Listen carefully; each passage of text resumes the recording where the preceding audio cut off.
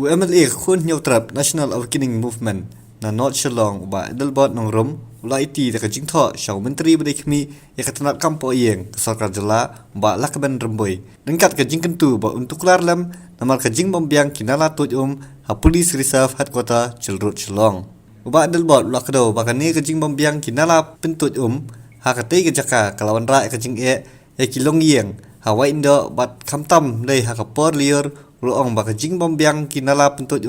kalawan ra kajing ma na kajing tua kendo kumbalaja haisnam baladap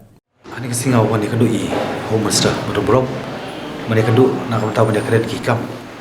kibala la sateng mo ba la kham selama la sateng kani ka jongka ho kimdiki border issue jongka state di border issue jongka we ka department mo ka police reserve quarter ba kadi ka bordering jongka window kani ka bala khata lapun liki snam ti nadu ki por balit mo ngathai ki khalai kha saus nam ti ba la te ko pro lo ki we pa ki mani balit ta kam shimla po shi bat kani kala khata palat ya ka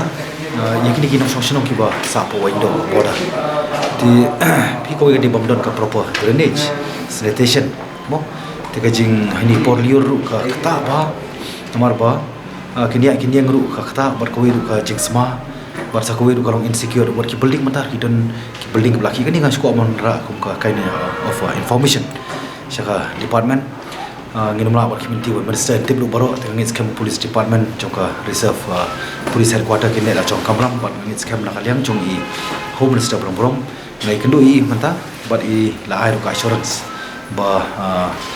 immediately take up kani kalong ka message ka khubor ko bana chi kinong song jong ka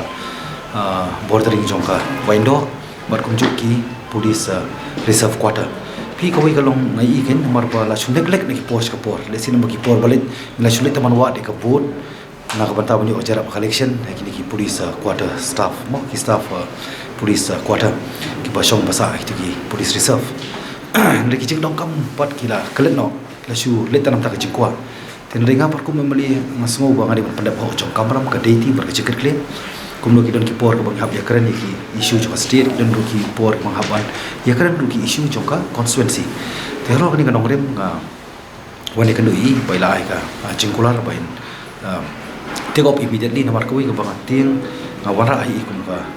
information ba ginum up adu mandawan ka next monsoon namar ba tip ki ka banja namar ka don ka massive collapse mo jongka wi ka kero kataru jong senam lalit ti kalak ta bai kaya kayeng bat la perchong siir song senong ka baar par kadon ru ka landscape mo ka ba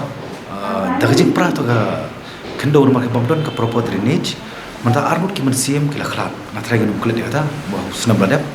ti kani gadi ki ka negligence sa ko ga bantang ngit scam police department member home minister in le la jong kamram bat ngaru na kaliang jong aku member na dep i bale jong kamram ko wi na wanra ru ya ka we ga wadatan